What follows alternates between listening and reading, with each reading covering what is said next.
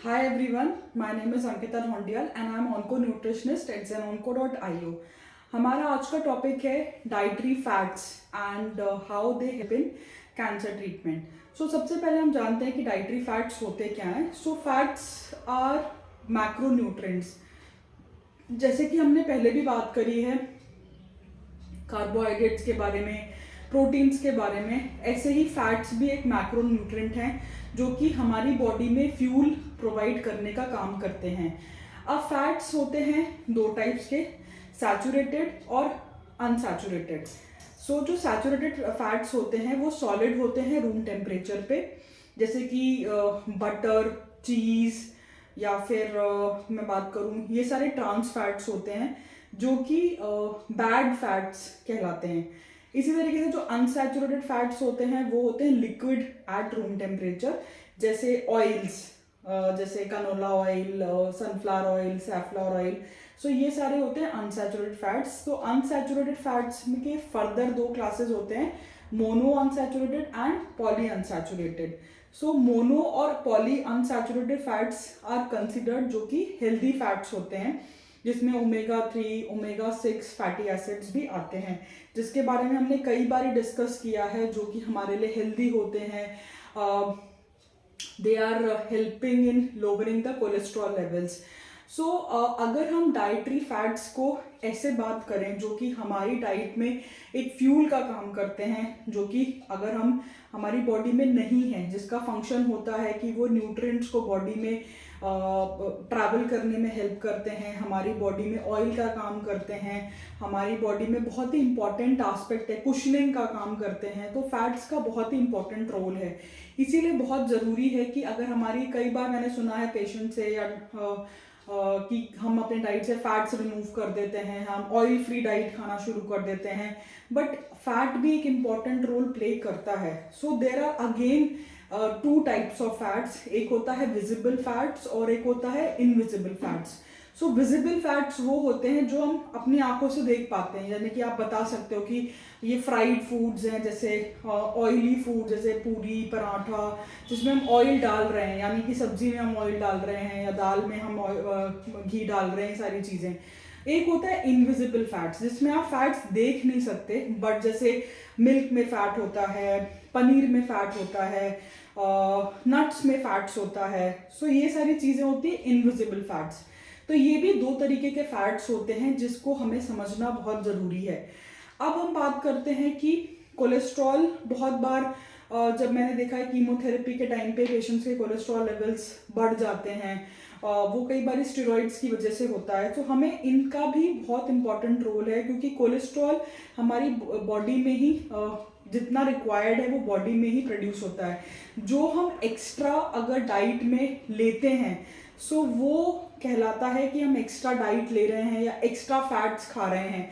सो वो हमको कंट्रोल करना बहुत ज़रूरी है, हमको अंडरस्टैंड करना बहुत ज़रूरी है कि हमारे लिए हेल्दी फैट्स कौन से हैं, हमारे लिए अनहेल्दी फैट्स कौन से हैं, हमें अपनी डाइट में क्या चीज़ें इंक्लूड करनी है, क्या चीज़ें एक्सक्लूड करनी है इन टर्म्स ऑफ फैट्स, कितना फैट हमारे लिए रिक्वायर्ड है, हमें किन चीज़ों को एक्सक्लूड करना चाहिए. सो ये काफ़ी ही ब्रॉड टॉपिक है जिस पे हम आज डिस्कस करेंगे.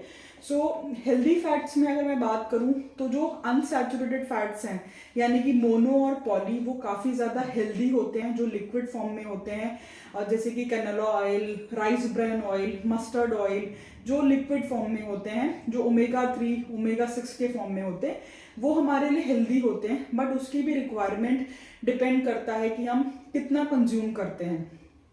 और जो सैचुरेटेड फैट्स होते हैं, वो ट्रांस फैट्स होते हैं, वो हमारे लिए बहुत ही अनहेल्दी होते हैं, हमको उनको कंज्यूम नहीं करना चाहिए. जैसे बटर हो गया, डालडा हो गया, घी, if it is prepared at home पे हम बनाते हैं तो घी डेफिनेटली हमारे लिए बहुत ही बेनिफिशियल है, बहुत ही फ़ायदेमंद है. मुझसे बहुत सारे पेशेंट्स पूछते हैं कि मैम हमें घी कंज्यूम करना चाहिए कि नहीं, हम उसको ले सकते हैं कि नहीं. डेफिनेटली आप घी बिल्कुल ले सकते हैं अपनी डाइट में, वो बहुत ही हेल्दी होता है आपके लिए। और अगर आप उसको घर पे बनाते हैं, जो हम मलाई निकालते हैं और उसको घर पे बनाते हैं, तो डेफिनेटली आप उसको यूज़ कर सकते हैं। बाहर से भी घी में, क्योंकि मैं बाहर से लेने के लिए इसलिए मना करूँ कि बाहर आपको पता है बहुत सारे एडिटिव्स और प्रोसेसिंग यूज़ करते हैं, तो इसीलिए अगर आप बाहर से अवॉइड कर सकते हैं तो बहुत अच्छी बात है। बट यूजुअली अगर आप घर पे प्रिपेयर करते हैं, घर पे पनीर बनाते हैं, घर पे कर्ड बनाते हैं मिल्क से, तो वो आपके लिए बेस्ट होगा। तो ये बहुत ज़रूरी है कि हम इसको डिफ्रेंशिएट करें कि कौन से फैट्स हमारे लिए हेल्दी हैं और कौन से फैट्स हमारे लिए हेल्दी हैं। तो हमने समझ लिया कौन से फैट्स हमारे लिए हेल्दी हैं, कौन से अनहेल्दी हैं। सो ये बहुत इम्पॉर्टेंट है कि हमें जानना, प्लस इसके साथ हमको ये समझना इम्पॉर्टेंट है कि उसको कंट्रोल कैसे करना है। अगर कोलेस्ट्रॉल लेवल्स बढ़ जाते हैं तो हमें उसको कैसे कंट्रोल करना है, वो हमारी बॉडी पे क्या इम्पैक्ट करेगा। हमें एक्सरसाइज करना ज़रूरी है, हमें अपनी डाइट में फाइबर इंक्रीज करना ज़रूरी है। सो फाइबर किन किन चीज़ों में होता है? फाइबर होता है फ्रूट्स में, फाइबर होता है सैलड्स में, फाइबर होता है प्लांट बेस्ड मिलेट्स में। सो मिलेट्स अपनी डाइट में हमें इंक्लूड करना, रागी, ज्वार, बाजरा, बारले, ये सब चीज़ें हमें अपनी डाइट में इंक्लूड करना बहुत ज़रूरी है, ताकि हमारे कोलेस्ट्रॉल लेवल्स कंट्रोल हो, हम अपनी डाइट अच्छे से ले सकें और अपने कोलेस्ट्रॉल लेवल्स को और फैट्स को रेगुलेट कर पाएँ। एक्सरसाइज करना बहुत ज़रूरी है। मैं समझ सकती हूँ ड्यूरिंग द ट्रीटमेंट कई बार वीकनेस होता है, फटीग होता है, मूवमेंट नहीं हो पाता, बट आप एक सेम प्लेस पे meditation, yoga, breathing, inhale exhale कर सकते हैं। वो आपके फैट्स को कंट्रोल करने में काफ़ी हेल्प करेगा। सिमिलरली स्ट्रेस फ्री रहना बहुत ज़रूरी है। मैंने बहुत बार देखा है कि ट्रीटमेंट के दौरान काफ़ी ज़्यादा स्ट्रेस्ड कंडीशन में होकर के पेशेंट्स अपने लेवल्स को इम्प्रूव नहीं कर पाते। तो स्ट्रेस फ्री रहना, हैप्पी रहना, ये बहुत इम्पॉर्टेंट है किसी भी ट्रीटमेंट के दौरान। सो कोशिश करें कि आप रिलैक्स रहें, किसी भी सिचुएशन में अपने माइंड को फ्री रखें, मेडिटेट करें, रिलैक्स रहें, काम डाउन रहें, एक्सेप्टेंस रखें किसी भी डिजीज़ को लेकर के, कि हम एक्सेप्ट करते हैं। जब आप किसी भी चीज़ को एक्सेप्ट करते हैं, so the more you accept the thing, जल्दी से जल्दी आप उस चीज़ को समझते हैं, उसका सल्यूशन ढूंढते हैं और उसको इजीली आप ठीक करने में हेल्प कर सकते हैं। देन फैट्स के लिए हमने आज ये सारी बातें करी कि फैट्स में कौन कौन सी चीज़ें बेनिफिशियल हैं, कौन कौन सी चीज़ें आपके लिए बेनिफिशियल नहीं हैं। नट्स आप ले सकते हैं, जैसे कि आलमंड्स हो गया, वॉलनट्स हो गया, ये सारी चीज़ें फैट्स में हैं। ये सब चीज़ें आप ले सकते हैं जो आपके लिए बेनिफिशियल है। नट्स, ऑल नट्स में फैट्स होता है, सो ये सारी चीज़ें आप अपनी डाइट में ले सकते हैं। फ्लेक्स सीड्स हो गया, पंपकिन सीड्स हो गया, सनफ्लावर सीड्स हो गया, they all have fats, invisible fats, जिनकी हमने भी बात करी। So try to include dietary fats which are healthy, जो हेल्दी होते हैं और आपके लिए बेनिफिशियल होते हैं, जिनके बेनिफिट्स हमने आज डिस्कस करे। डेफिनेटली आज से आप वो सब अपनी डाइट में इंक्लूड करेंगे।